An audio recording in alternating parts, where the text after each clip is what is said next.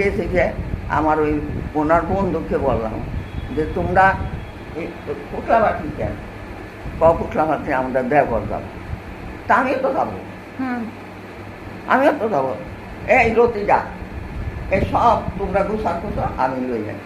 আমি মায়া বিছনার মাইতে ছিল দুর্গা একটা করছে বলতে তুমি জিনিসপত্র বইরা নতুন কাপড় চোপড় বইরা যাও দুর্গা দেখতে আমার এই ছোটো মাইয়া।